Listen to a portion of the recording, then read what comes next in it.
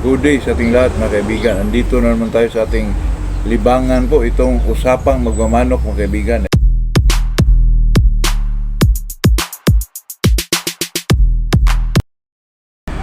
Nga pala, pasalamat tayo kay Ronel Balistoy sa pangangalawa niyang kuha sa atin ng manok po, sa pag-abil niya sa atin ng manok. Maraming salamat Ronel. Sana mag-enjoy ka sa nakuha mo po. Shoutout muna tayo kasi dito ako na-enjoy kaibigan itong mga shoutout po na kaibigan natin na ginigreet natin mga kaibigan. Katulad ni Aiko CMP, Solid Innerbone B12 Lover from Davao City. Salamat po. Manny Bisaya sasabi niya itingbayan na po daw. Tingbayan na rin daw. Ganun talaga sir. Okay lang yan sir. Si Hilmar Padilla, Lamita Xor, Medellin, Cebu. Arlinda Suyat, itong si Dolphy Tagmaya, Panabo, Davao del Norte. Alanaba, Pipi Bato, Putsulo, Katura, always watching. Richie Lido, Zamboanga. Tanong niya, ilang months pwede gawing budkak isang manok? Sa akin dyan, mga kaibigan, pwede na yung 9 months, 9 to 10 months. Basta kumakasta na yung manok at saka maganda na yung hipo ng katawan po, pwede na yun.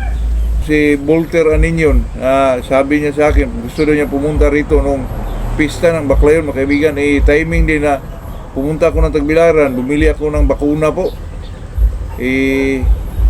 Sinabihan ko niya sa susunod na lang. At saka dito naman sa pisto natin o sa lugar natin, wala ka pang masyado makita dito kasi ang magsisiw naka-brooder pa. At saka yung pagalaan naman natin sa likuran, hindi ko pa na anuhan ng net mga kaibigan kasi medyo kulang pa tayo ng budget. Kasi yung ano na yun, yung pagalaan na yun, nakalaan yun sa national mga kaibigan. February born yung national. Yung local. Yun ang inandaan ko kasi medyo baka mapadalan tayo ng maraming itlog mga kaibigan. Kasi pinabreed ko talaga yun para medyo maparami tayo. Makaparami tayo po. Kasi medyo malaki-laki yung pagalaan natin doon sa likuran po. Pasensya na Volter, maybe next time po. At saka itong si kaibigan natin si Adrian Salvatierra. Salamat po sa balato busing. Itong si Adrian Salvatierra kapapanood lang niya nung sa mga video natin, saka nakita niya yung natin mga kaibigan, yung ubring conditioning at saka yung dalawang multivitamins na nagpapalakas sa ating mga manok po, yung Innerbone at saka B12 mga kaibigan. Pero ang ginamit niya mga kaibigan ay itong Rubicon saka B22. Medyo siya mga kaibigan, medyo late na siyang nakakita sa mga video natin, pero sinunod niya mga kaibigan. Itong si Adrian ay taga OFW to mga kaibigan sa Taiwan po, at saka may handler lang siya, nagsasabihan niya na sundin yung natin, yung nasa video po na talagang medyo mga balatong mga baratong mga pang conditioning mga kaibigan, pobreng conditioning po. Pero sa awa ng Diyos mga kaibigan ay nagulat siya mga kaibigan na super ang mga manok at saka nanalo siya po. Ang laki ng panalo ni Adrian po at saka binalatuhan tayo. Nagpasalamat naman tayo mga kaibigan. Alam nyo na, sobrang saya ko rin kasi doon siya nagbase sa conditioning natin, nanalo. Yun lang mga gilid-gilid boys lang mga kaibigan, itong katulad ng Innerbone, yung mga lang mga kaibigan ba, yung pang gilid-gilid boys lang talaga. Pero nagulat siya po kasi nung in-apply niya sa manok niya, talagang nanalo mga kaibigan. Nakita niya yung mga palo, super mga palo mga kaibigan, sa mga kilos, superb. Katulad din nung kaibigan din natin na taga Zamboanga po na si, kalimutan ko pangalan doon mga kaibigan, nag-champion siya mga kaibigan, derby po yun, pero ginagamit niya Innerbone B12 lang po. Pero itong mga tablitang ito mga kaibigan, kung marunong ka lang talaga magbigay sa manok mo, talagang may laban ang manok mo mga kaibigan. Kung sa paluan lang, nako, kahit sa basahan mga kaibigan, magulat ka po.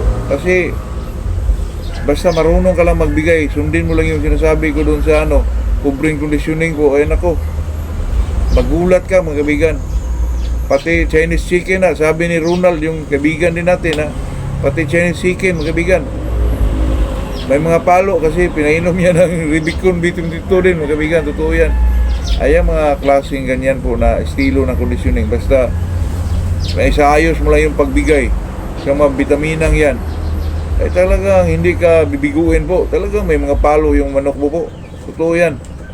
At saka ang topic naman natin ngayon, mga kaibigan, ay itong tungkol sa itong ano bang vitamins powder na to na hinahalo during conditioning, mga kaibigan. Kung mag 21 days ka para hindi sila madapuan ng sakit mo, kasi sabi naman ng mga kaibigan natin dyan na basta sa conditioning daw ay hindi daw talaga magkasakit yun kasi binibigyan mo ng mga vitamins. Ay mahirap daw. Totoo naman yun kasi pag may mga vitamina yung isang manok, mga kaibigan, ay prevention na yun, na rin yun. Pero lalo na pag nilagyan mo ng B22 powder, mga kaibigan, kasi yung B22 powder talaga, panglagay talaga yan, lalo na sa wheat feeding. Pero mga kaibigan, pwede na rin sa yung dry feeding, kasi kung mag-dry feeding ka, pwede mo naman isprayan ng kunting tubig yun, tapos lagyan mo ng B22, haluin mo, pwede na yun. At saka ito kasing mga kaibigan, itong B22 powder talagang subo ko po, kasi sa mga big time na derby, mga kaibigan, talagang nandyan po, talagang nilagyan nila ng yung B22 powder. At saka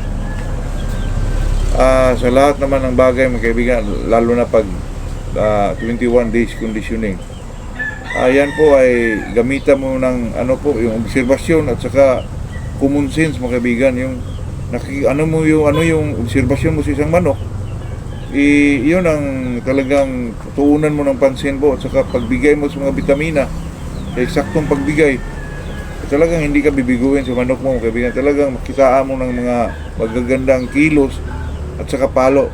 Pero pinag-usapan natin dito, mga kaibigan, para prevention na po, hindi magkasakit ang isang manok. Sa 21 days conditioning, bigyan nyo ng B22 powder, mga kaibigan. Yan po ay experience ko, ibinahagi ko dito kasi effective po. Yun lang, mga kaibigan. Magandang umaga sa ating lahat po.